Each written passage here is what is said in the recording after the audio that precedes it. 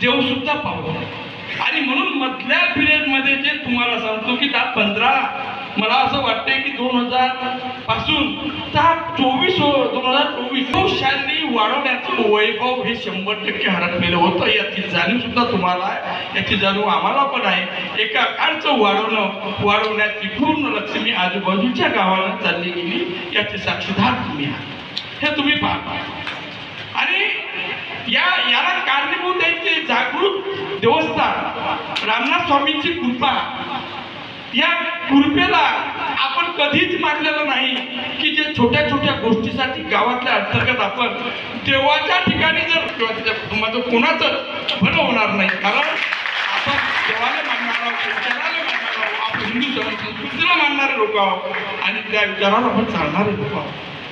2007 ला जिल्हा परिषद सदस्य ज्यावेळेस मी निवडून